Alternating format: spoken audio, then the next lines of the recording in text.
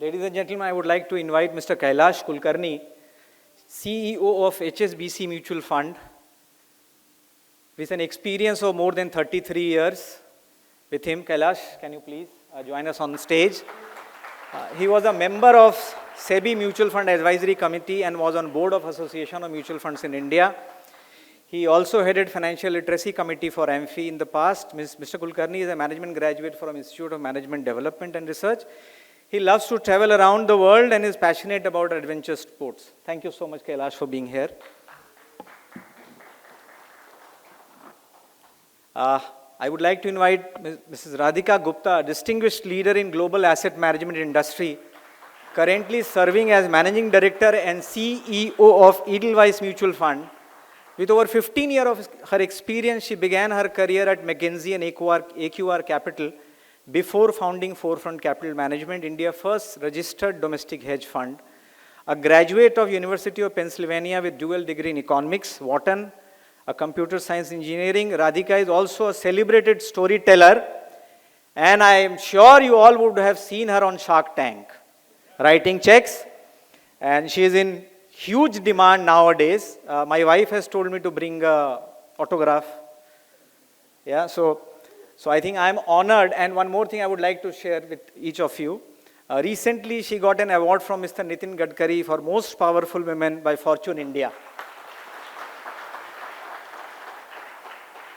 The only lady CEO in male-dominated mutual fund industry. Now I would like to welcome Mr. Swaroop Anand Mohanty, Vice Chairman and CEO of Mirae Asset Management India Private Limited. With over 30 years of experience in financial services and alumnus of Stanford Executive Program, Stanford University Graduate School of Business, he also holds a PGDM BCom Honors degree. Beyond his corporate roles, Mr. Mohanty is an avid music enthusiast, championing the preservation of vinyl records. He draws parallel between his investment philosophy and his passion for music, emphasizing passion and long-term vision, core principles that have driven Mirae India Asset's success. So I would like to welcome each and every one of you here, and let's have a good time together. So,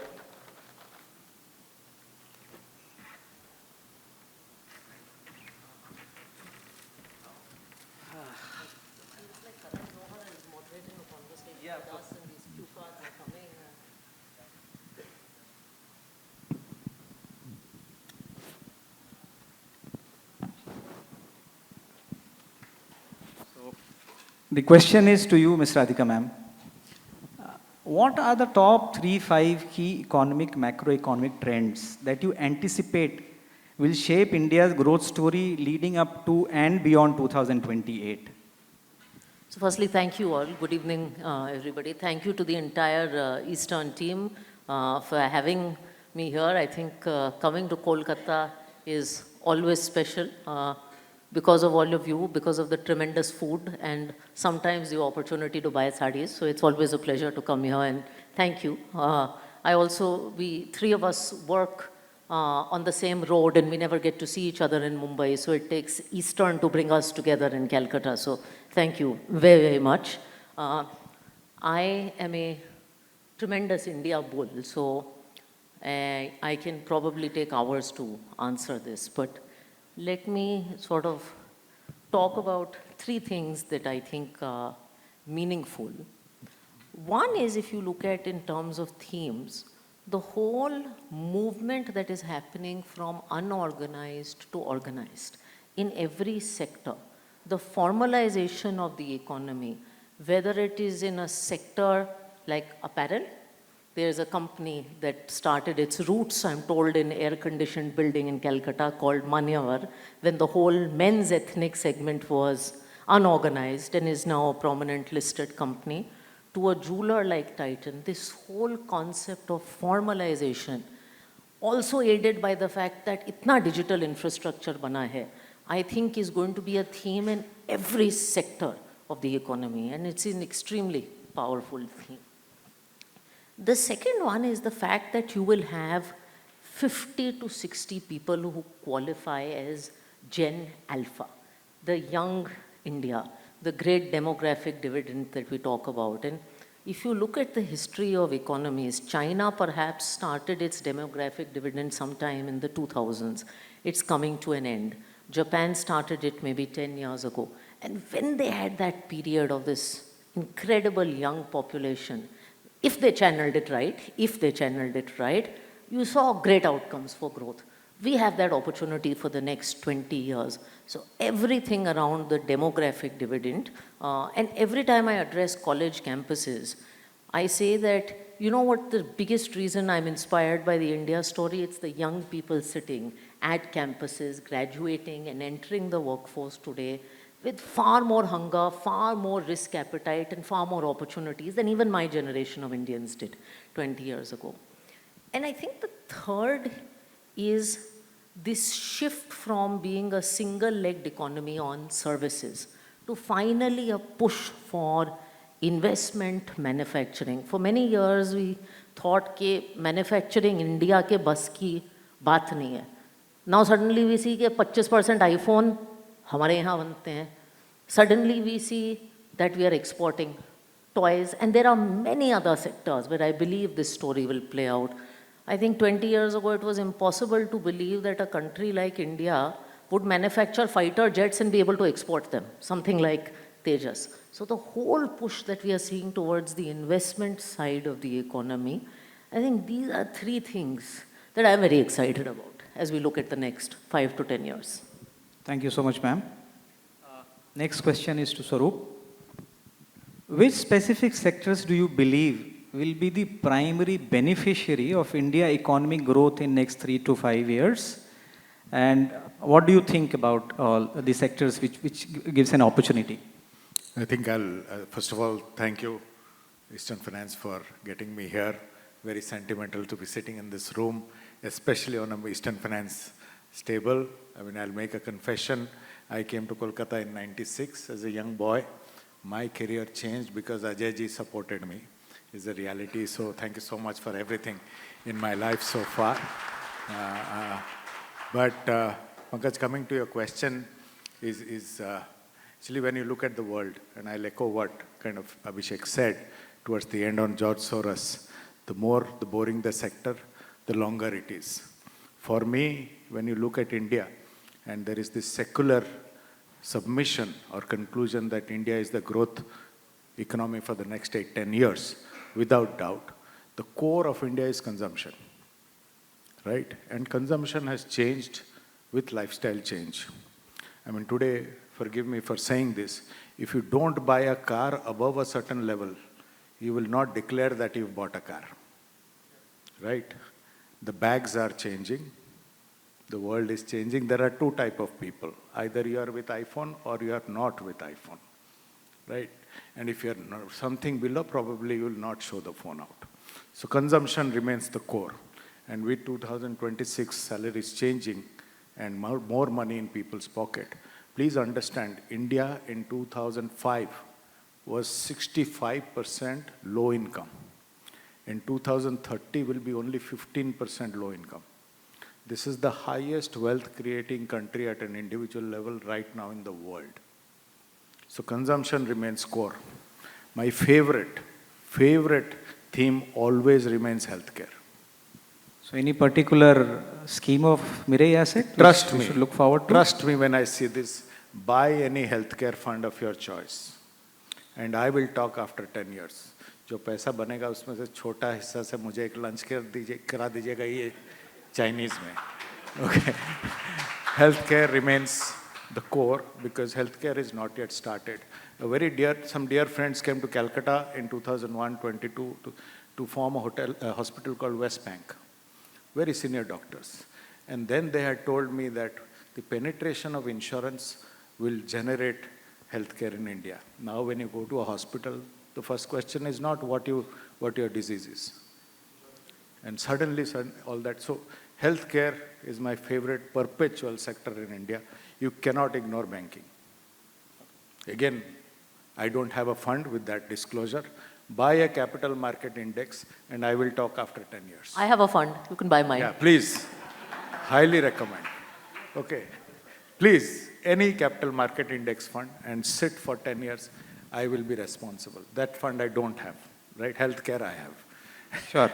Yeah, but build on the core of the economy, this country will go from 4 trillion to 8 trillion. Question is not what you will buy. Question is, are you looking at 8 trillion or are you looking at Sensex 80,000? That will define whether you'll make money or not. If you're looking at 8 trillion, then stay till 8 trillion and enjoy that ride. Somebody in 2001 in Kolkata had told me, invest in India and enjoy the ride. Between 2001 and 2024, he's met me 3-4 times. And he'll ask me, Dada, are you enjoying the ride? I'll say yes. He will say, enjoy the ride. Stay invested and you will make money. This is that country. We are very lucky to be sitting in this country, in this economic state at this point of time. Make no mistake on that. Thank you, Swaroop sir. So I have a question which is not there in this. I'm just to Kailash sir. Sir, misconception है या क्या है? I don't know. But in my case, my almost 100% of portfolio is invested into small cap mutual fund schemes.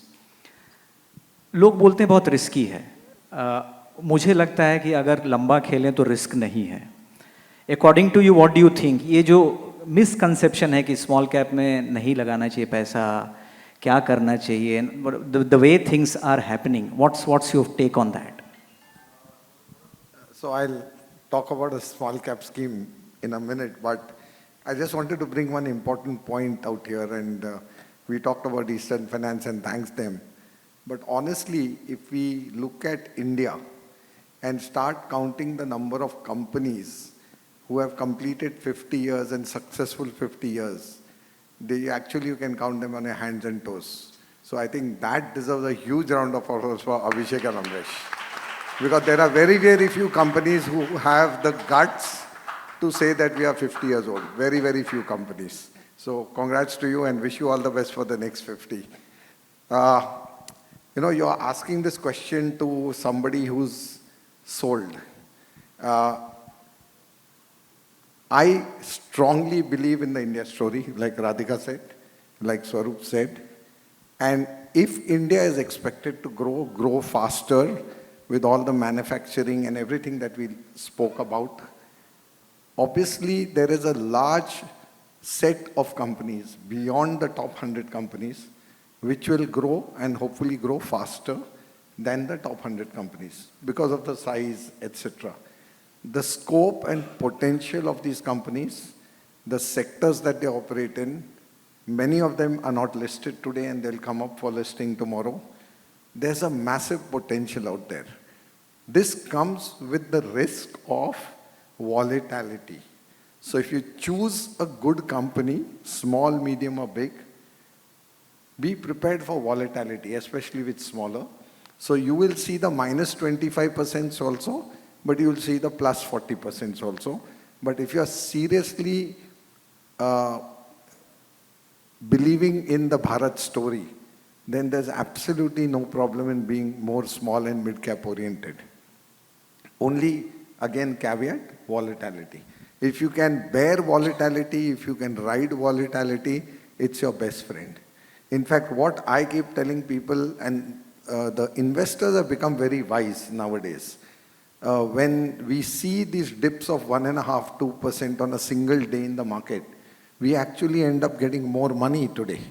People are having cash and they are timing it in such a manner that when you see this dip, they know this is not a permanent dip. They use these opportunities to invest more. So we get more number of transactions, more business on such days because people are not playing the 1 year, 3 year story anymore. The individual investors have become very mature and they are playing a 10, 15, 20 year story. So I have absolutely no problem in investing only in smaller mid caps. I welcome it and I'm more on your side of the table because my portfolio is skewed completely towards small and mid cap. Thank you so much, Kailash. Radhika ma'am, I have a question for you. हम लोग decoupling की बात करते रहते हैं. India decouple हो गया है एंड आई थिंक काफ़ी हद तक हो भी गया है फ्रॉम द सेंस दैट पहले एफआईआई जाते थे तो markets were at a different situation. So how do you foresee, जब हम ये बता रहे हैं या जब हम ये बोल रहे हैं that India is going to be, of course politicians तो मार्केटिंग भी करते हैं, सो वो ये बोलते हैं we are going to be super power in 2000. But realistically, 2047, do you see the kind of statements which are being made? Is it going to happen that way? And how do we play that? Kailash is looking at me because you asked a very controversial question about politicians. But before I answer that, I just want to add one tiny technical nuance to your mid and small cap question. Because honestly, I am sick of the myths that surround this mid and small cap space. And there is something we often forget in India, which is the uniqueness of the definition of mid and small cap hamare desh mein kya hai. Now, in most parts of the world, when you classify mid and small cap and large cap, you classify it by market cap. So companies above 10 billion will be large cap, companies above 5 billion will be mid cap or whatever, there are these market cap based thresholds. In India, we do something unique because hum log alag hai. We have this rank based definition. So the top 100 companies are large cap, the next 150 are mid cap, the next 250 are small cap. This means your companies in the mid-cap space are actually very, very large companies. They're 6, 7, 8 billion dollar companies. In fact, today, if you look at Indian small caps, they're about the size of US small caps. And our market cap is not nearly the size of US market caps. So, if anyone is building a portfolio today, and we have this habit in India कि या तो हम small cap करते हैं या large cap में. In UP we call it या तो रेल में हो या जेल में हो, right? I actually think people really need to think about building middle path, multi-cap portfolios. Now, Swaroop mentioned some sectors. Most listed hospital companies, if you want to play a healthcare play, most diagnostic companies are mid and small cap companies. I think 3 of us are in a profession called 4 of us are in the business called capital markets. Eastern has done well, Mira has done well, all of us have done well. We believe capital markets is great. The largest listed AMC is a mid-cap company. So if you were only to build a portfolio that is large cap, you would build a portfolio of IT, energy, and maybe a little bit of banking.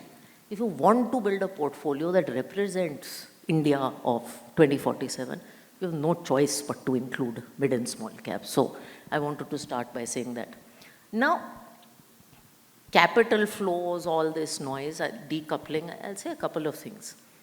So I don't know what politicians say, but I think by 2047, will you be the world's 3rd largest economy?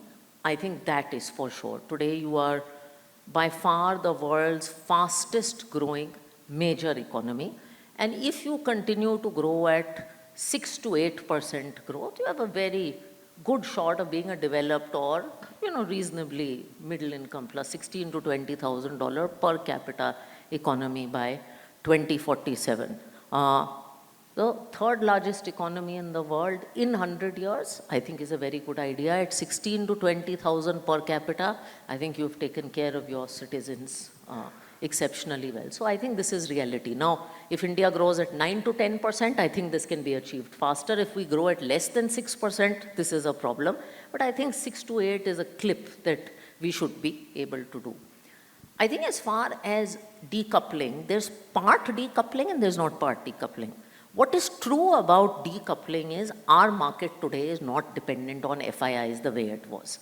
In 2008, I think FIIs took out 40,000 crores. Market kitna gira tha? Kareeb 50% it fell. I think in COVID, FIIs took out 70, 80,000 crores. Market fell 30%. Last few months, FIIs have pulled out more than 1 lakh crores. Markets have fallen 15 to 20% at peak.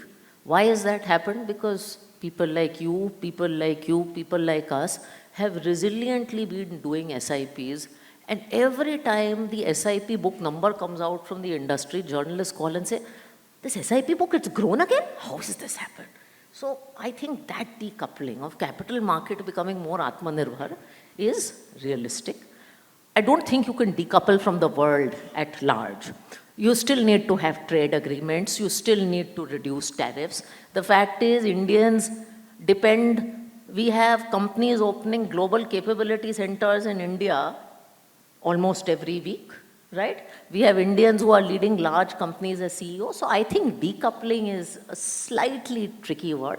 You still have to interact with the rest of the world, but you're becoming more independent and less volatile. Pankaj, let me just add, because in the last 2 years, we have gone and sold the India story to global investors. We have funds which are based out of Luxembourg, which are India dedicated funds. We've covered more than 1,000 global clients across some 15 countries. One-to-one meetings, conference meetings, small group meetings. And you'll not believe it, our book has grown 3 times in these last 22 months. Why am I telling you this is because when you read media or see media, the one figure which they keep talking about FII negative, FII negative, FII negative. But that doesn't mean that FIIs are negative. There are large number of FIIs who are also investing in India, and some of the hedge funds and various other short-term players may be exiting India, profit booking, etc. So when we keep seeing a particular headline, it doesn't mean that the entire world or all the investors spread across the world are actually exiting India. There are enough number of long-term, genuine, strong players, global players, who are wanting to invest in India and are coming in every day. So just wanted to put that right, because sometimes headlines can be very misleading. Sure. Thank you so much. Next question is to you, Swaroop. हम लोग asset allocation का बात करते रहते हैं, बहुत ज़्यादा करते हैं, हमेशा करते हैं, बोलते हैं that's the only way to make money. What exactly is asset allocation and क्यों करना चाहिए? What is the reason do you think that it is required? Because अब इतने सारे मल्टी एसेट फंड आ गए, ऑटोमेटिकली एसेट एलोकेशन करते हैं. तो फ्रॉम दैट पर्सपेक्टिव और इन्वेस्टर के लिए क्यों ज़रूरी है asset allocation? Radhika writes about this a lot, and she has a dal chawal theory on this. Let me enter her territory and say some things which might be the devil's advocate here. You know, I always believed if I would have made the statement that equity is the growth asset, nothing would have been wrong. But with 30 years of so-called experience, the statement I made was equity is the only growth asset. Now on a 10-year horizon, when gold is outperforming equity, everything that I know, everything that I said are absolutely wrong. Is a realization which I am having at this moment in my life. So, if my allocation to gold would have been 70% and not the 10-12 proverbial that happens in the market, my portfolio returns would have been dramatically different. Every asset class has its own merit. Every asset class has its own journey. So the importance of every asset class is paramount in everybody's portfolio. Now the term is called personal finance. When it is personal finance, it is very personal to everybody. Your life is very different from my life. What I aspire from my life may not have any correlation with Pankaj. Pankaj aspires to ride a good bike. I aspire to own a fantastic music system. Each to his own. So our portfolios will be absolutely different, right? It is about everybody's own life, and hence there is the requirement of a specialized financial plan. In that financial plan, every asset has its own merit. When it comes to a fund, please make no mistake, sorry, this is where I come in as the devil's advocate. Suppose you are investing in a multi-asset fund, which has a certain asset allocation.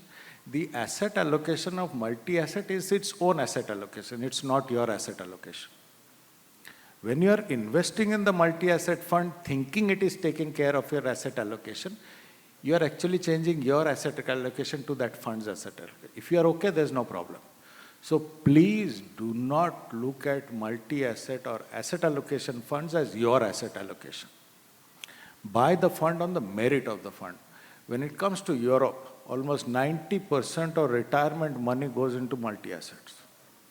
Today, when you look at data, the probability of doing or getting median returns over 5 to 10 year horizon is higher in a multi-asset fund than a particular equity fund.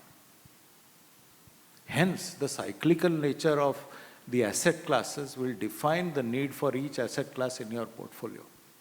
Hence the need of asset allocation. Plus, the other fact that this is supposed to be, when we start off investing, we think it is a return generating business. Actually, it is a risk mitigating business.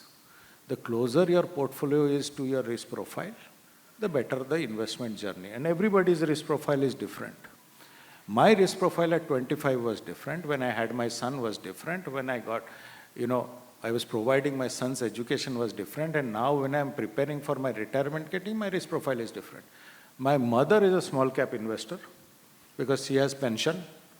I am building a portfolio at 10, 11% return. I'm not investing in small cap. Does not make her a superior investor or make me an inferior investor. I'm a big fan of small cap, by the way. But each to his own. But if I want 11 to 12% return, then my portfolio should be allocated such that I get 11%. I don't want downside on 11%. Hence the need for all asset classes. 95% of wealth is created by good asset allocation. Only 5% of wealth is created by market action. But correct me if I am wrong, 95% of discussion happens on market action and only 5% happens on asset allocation. कितना बनेगा? कितना मिलेगा? कितना मिलेगा? Market का क्या लगता है? So actually मार्केट का क्या लगता है? Yeah, I'm asking you. Why do I get these questions? Too late. Yeah, so market का क्या लगता है? So I think ये बहुत everyone wants to know. और please numbers थोड़ा सा हट के बताइएगा, मतलब वो जेनरिक स्टेटमेंट नहीं दीजिएगा, looks good and actually क्या लगता है, मतलब from that perspective, what's your take? Actually, market ka, and Kailash and Swaroop are so excited I've got this question because they were hoping they would not get it. No, I'm ready. No, it's okay. ऐसा नहीं है, ये तो मेरा question है. No, I'll answer. I'll answer it. All three have to answer. Okay, we'll all answer it. Yeah. And Swaroop, you've been dal chawalized, so I'm very, very happy. I finally converted you to dal chawal. But market ka kya lagta hai, and I can give you an answer, is market is neither as good as politicians make it out to be or neither as bad as press makes it out to be. That is the reality. Beyond that, actually, and I can give you a long technical answer, it does not matter. Anyone who's building a portfolio for 5 years, anyone who's doing an SIP for 10 years, it does not matter. There's a very interesting point that our chairman Rashesh makes about India. And he's like, in business school you learn that forecasting the future is very, very easy. But forecasting 25 years later is very, very hard. In India, actually, it is the opposite. In 25 years, India will be amazing. Viksit Bharat, defense, manufacturing, large economy, etc.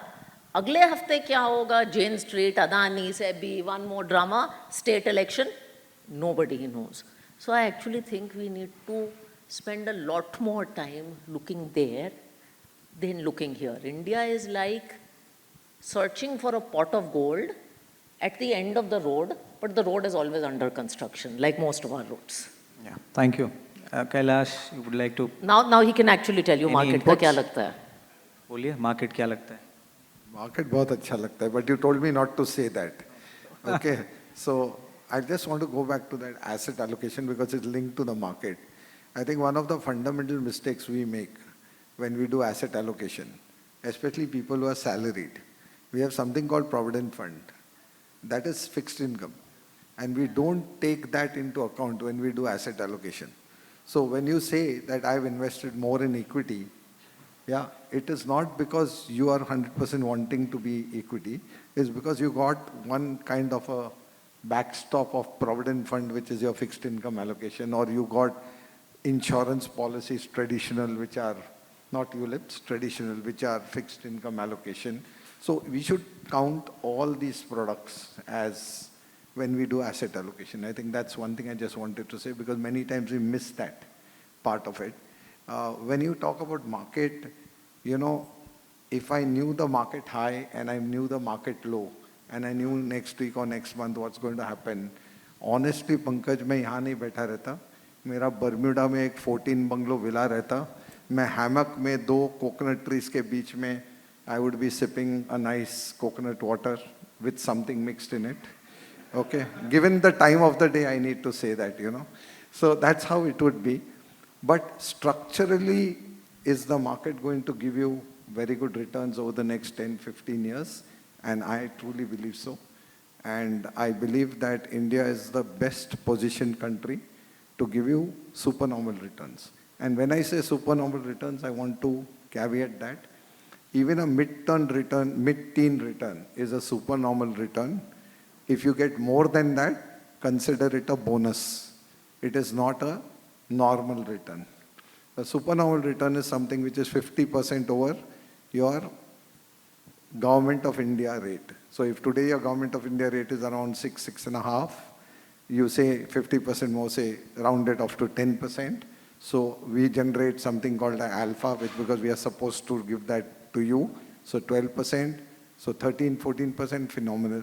If you get 18, 20, 25, 30, that's great, that's a bonus. Don't take it as granted. So anything about 12% growth from here onwards, year on year, but not every year.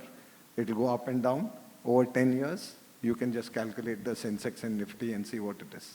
So I think we should not look at the numbers only purely from the numbers perspective. Swaroop, your take on this market, क्या लगता है? देखो बाजार बाजार है. You know, for me, Calcutta changed when 22 Kamak Street happened.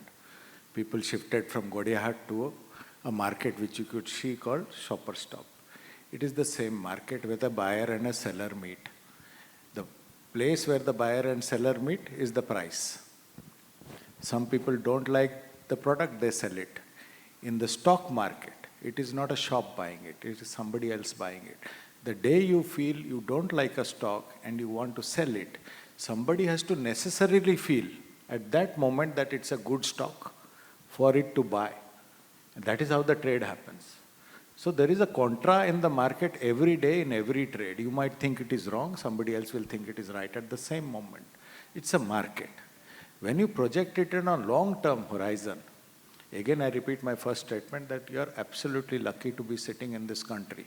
A cynic like me will shout out that 2047 kabhi nahi ho sakta because India is not growing at 8%. We are very upset that India is growing at 6%. The world is growing at 2 to 3%. 6% is the minimum growth we are looking at, and some of us are very unhappy. But think of what I'm saying. 6% growth in this world is unheard of. That is the country or the asset that you're sitting on. Right? It is true that the world is changing. It is true that the dollar is not the dollar anymore. It is true that gold is gaining grounds as the second source of safety for sovereigns. It is true that probably we are seeing a decline in US and emergence of China. But in that whole mess of the world, you have one oasis which does not have any of these problems. Out of 60 people under 30, out of 100 people under 30, 60 are in this country. We will be the providers to the world in the next 8-10 years. Please understand that. There is a risk to investing, there is a risk to not investing. There is a risk to investing in India, there is a risk to not investing in India. If you are not investing in India, not holding the money, it is your problem, not anybody else's. I cannot be more clearer than that. Absolutely. Thank you so much. Radhika ma'am, this is for you. So what role do you think technology, I mean AI and fintech, will play in the evolution of mutual fund product and investor experience in India? So I think fintech has already played a very, very large role. And it started well before this whole fintech and AI started. Because for me, the first cornerstone that happened as a technology event was Aadhaar. Aadhaar changed the way identification was done. Today, 99% of Indians have an Aadhaar. And everything that has happened to us after that, across, by the way, multiple political parties, change in UPA to NDA, has been built on Aadhaar. So you had Aadhaar, you had eKYC that was enabled by Aadhaar, you had Jan Dhan that took banking from 14% of India to 80% of India being banked. You had UPI that was built on top of that, which in addition to yoga and Bollywood is now exported to 12 countries. And now you have ONDC built on top of that. And all of us sitting here are beneficiaries of the fact that today, if someone wants to open up a mutual fund account, they don't need to fill a form. It's accessible. you are beneficiaries of the fact that you can deal with a client in any part of the country, in maybe 11,000 pin codes in India, because of the proliferation. So I think a lot of the financial services story, even for people, we are not fintech firms, but we've all benefited from that. And there have been a host of the other great thing in India, by the way, is when we build any kind of infrastructure, physical or digital infrastructure, companies rush in to build on top of that. So whether it's your Cred or whether it's your Zerodha or whether it's your Grow or whether it's your Paytm, everybody is built on top of the digital infrastructure. So I think digital has already brought us very, very far. As far as AI for our industry, perhaps every day all of us answer the question in some format कि AI हमारा क्या करेगा? It's the second most commonly answered question after market का क्या लगता है, and perhaps, there'll be a few others. So this is my take. I think technology has always been disruptive. The internet was incredibly disruptive when it happened. The smartphone was very, very disruptive. I think AI is also already very disruptive. I mean, I have 15 to 20 conversations a day with ChatGPT on everything from parenting advice to personal feedback to, I haven't done team appraisals and I haven't done marital advice, but outside of that, I've done everything that can be done with AI. I think all of us are trying to figure out कि in the investment world, how AI plays in. I certainly think for our own investment teams, productivity is going to go up a lot. Now, let me give you an example. When a typical company goes for IPO, a DRHP comes out. Anyone who's seen a DRHP knows it's 500 pages. I don't think AI will take a call on whether we want to buy the company or not, but can it do a lot of good work on summarizing and doing research so that it's a go, no go decision and the analyst is actually putting in mind power rather than data crunch work? That conversation, I think, has already started happening with AI. Of course, there's customer service, sales. But I think even in the investment function, we are starting to see AI play a very smart role in productivity. 2 days ago, I was having a conversation with AI on how to value an asset management company. And it was so good at doing valuations, then I wondered why anyone would need an investment banker in the first place. So I think it's also evolving. But all of us are figuring out how to use it. Okay, I have a question from all three of you. There is a new baby in the room which is going to come in the industry. और आप लोग I think 10 दिन पहले ही CNBC पे दोनों interview दे रहे थे on special investment fund SIFs. So if you can just take few minutes of time to tell to the crowd that what exactly is specialized investment fund and how different will it be in terms of the pure vanilla mutual fund products which are being offered right now? Okay, we'll repeat the same chronology. The product specialist speaks first, then the sales guys will speak. Okay, see. And then the senior speaks. Okay. Then the CEO will speak. Then the CEO will speak. Okay, so since I'm the product specialist, I get to speak first. So we are super excited about SIF, and maybe I can simplify this. I think for you as investors, today you have two platforms before SIF where you can manage money. One is mutual fund, very simple, very accessible, dal chawal, with investment restrictions, yes, because it caters to everyone who's investing at 100 rupees. And of course, there is a set of things that happen when you build a house where everybody can enter. Then you have two other houses called PMS and alternative investment funds, which have typically been your avocado toast. They're meant for the 50 lakh or 1 crore consumer. They have the benefit of investment flexibility, but they also have their own nuances with regards to taxation, etc. For instance, in a PMS, the taxation happens in a client's account, you pay short-term capital gains, etc., etc. SIF is actually bringing together the best of both worlds, in my view. It's giving you the investment flexibility that we needed from PMS and AIF, things like use of derivatives, things like credit, many other flexibilities. But it's doing this in this nice, comfortable, cozy mutual fund home with your same reporting, with your same taxation structure, with your same fund manager, large reputed asset management companies at a 10 lakh minimum. So I think it's a very, very powerful construct. As some of you know, we've got brand approval under the brand Altiva. I know Swaroop has got an approval. And we can't wait for the products to come out in the market.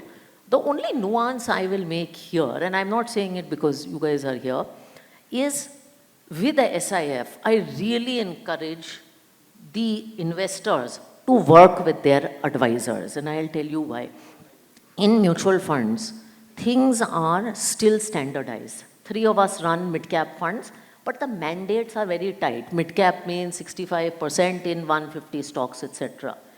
In an SIF category, he can run something with maybe 10% market exposure and I can run something with 70%, and you can't go to a website and sort and say, oh, Edelweiss is better than HSBC, because we are actually doing very different things. So please take the time to study, to understand risk, to work with your advisors. I think all of us will need a little bit of education if we want to do this journey correctly. मतलब SIF पे वो suddenly value research type return देख करके पैसा नहीं लगा सकते वो तो म्यूचुअल फंड में भी नहीं करना चाहिए Correct, था, हाँ. लेकिन SIF में तो बिल्कुल नहीं करना है, बिकॉज वो तो जो सॉर्टिंग इन्वेस्टर हमने बनाया है कि जाके सॉर्ट करके हाईएस्ट रिटर्न में करो, that has never done anyone any good. But in SIF it will really do a lot of harm, because he could be selling apples and I could be selling kiwis and he could be selling brinjal, and they are really 3 very different things. Yeah, I think I'll start off from the statement I made earlier, that when you start investing, you think it is a return generating business, which is actually a risk mitigating business. I'm so happy that the regulator has chosen the mutual fund platform to get this product to all of you. It is a process of expressing fund management style to all of you. At the same time, it is also you expressing a risk profile and your need for a certain product through evolving as an investor. It's a great step forward for all of us. What Radhika is saying is something which you must understand and learn a bit.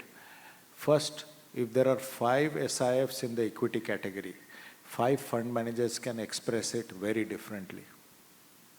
Some might take derivatives, some need not take derivatives. It's up to the fund manager. So first of all, this is not to be measured by return only. Forgive me for saying this, but when we look at industry flows over the last 2-3 years, the last 1 year return is what sells. And there is 6 months, nahi Deepak, 1 year. 1 year. But, you know, if you Google, it will show you that last 1 year return funds rarely perform the next year. Fund performs जब उसका stock चल जाता है या stock का भाव अच्छा होता है. Need not be that the stock returns continue this year.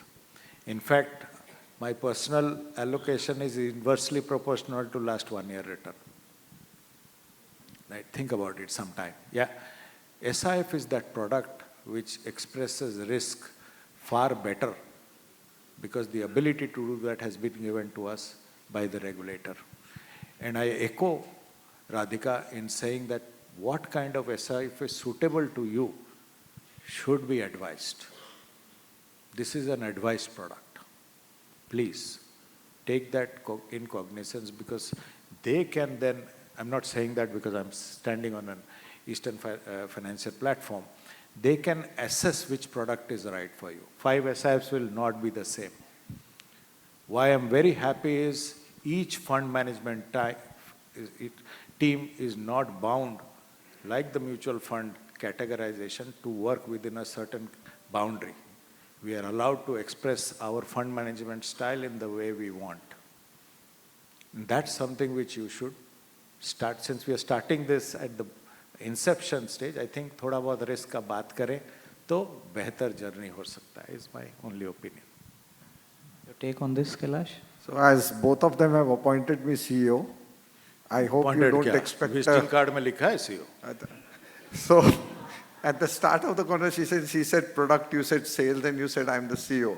So hence I'm saying, as both of you have appointed me, I just hope the audience here doesn't expect a CEO type answer. I'll just give a factual answer which I think is right. I like the category. I think the benefits have been enumerated by both of them very well. I'll tell you where I'm afraid, and that is a genuine fear I have. डर मुझे भी लग रहा है, to be very honest, from the investor point of view. I want to talk about what I'm afraid of. the last thing you should invest in this SIF is because अभी मेरे लायक product आ गया है 10 लाख वाला, ये मेरे लायक product है. मेरे ego type. हाँ, माने I can go and say that yes, this is not that plain vanilla 5,000 rupees SIP वाला product. ये थोड़ा मेरा stature का product है. Because please understand that these products will be riskier. People don't understand. Let's take long short fund, which was being referred to. Like it can be different for all of us. A fund manager not only can go wrong on long, he can go wrong on short, which means it can hit you doubly. And that's why that advice is so important. So these are not products to play around with. These are not cocktail conversation or party conversation products saying just to show that you have bought these products. These are very nice products to have, and like Radhika or Swarup was saying, that it's great that these are coming out on a mutual fund platform because the taxation is far more beneficial to an individual investor. So do I believe this category will grow significantly? The answer is yes. But be very careful what are you getting into, and please don't read initially at least a lot of things that you read in the media, because that may not necessarily be the right comparison that they're doing. Do consult Eastern Financiers, because they will do the research and give you the right advice as to what is there in that product, what are the risks associated with that product, and what can you expect from that product. So that's my take on it, but I am very confident that a lot of the AIF money which was growing will start moving into the SIF category. Pankaj, I'm not allowed to make this statement, but I'll try to express, and please understand what I'm trying to say. At the inception level, I would have not wanted a direct plan on this. I would have necessarily made this an advised route product. So please, we want money, and we want money, a lot of money in that product, but please understand what we are trying to tell you. I heard this line today from someone, and I really liked it since you said healthcare. This is, not every medicine in life is over the counter. Some things need a prescription. This is one of those. बहुत बेहतरीन product है. Please make no mistake. It's a great product. It's a beautiful product, and we are extremely proud as an industry that the regulator chose our platform to deliver transparency to that product. Make no mistake on that. But थोड़ा आराम से portfolio build करें, थोड़ा समझें, तो journey बहुत बेहतरीन होगा. Don't be in a rush because something is coming. नया आया है. Please understand, we also will go through a journey in building these products. Yeah. Thank you so much. So I have one specific question for you, ma'am. हम लोगों ने पिछले 6-8 महीने से China fund में बहुत कॉल लिया है, and हमें आपका फंड ही मिला open, जहाँ पर we took that call.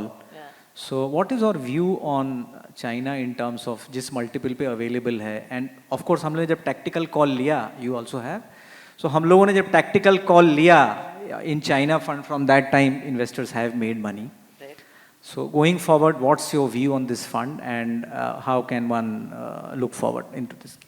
So I give you some thoughts, and I've been seeing Edelweiss Greater China Fund since 2017, when it was a very, very small fund and we took it over from JP Morgan. और उस दौरान मैंने China का hype, फिर China का downturn, और फिर China का रिवाइवल, और बाय द वे उस दौरान का इन्वेस्टर बिहेवियर सब देखा है इसमें. तो I am a little bit of a China veteran, without having wanted to be one. So I think there are a few facts that we should think about. One is that after some level of fulfilling your basic asset allocation, your basic dal and chawal, international diversification zaruri hai, because different markets perform at different times. Now, people's first choice for international diversification has always been the US, which is fair. But the fact is, China is now the second largest economy in the world, the largest emerging economy. And there is a potential thesis that the world no longer will be a US-centric world, in which case all of you have large India exposure, but China fits in very well into that picture. So if you have to have international exposure and you've ticked the US box, I think China is the next box to tick. The second is China is at 10p. It's gone to 7p, but at 10p, and India is a great story, but it's not at 10p. 10p is, a reasonably good margin of safety. And China, having gone through what it's going through, is going through a certain amount of policy stimulus, a change in economic structure to a more domestically focused economy. So these are the positives that are stacked against you. This does not take away from the uncertainty surrounding China. So when you get something at 10p, you don't get it because everything else is rosy. You get it because it's coming with some uncertainty. So that is my take on it.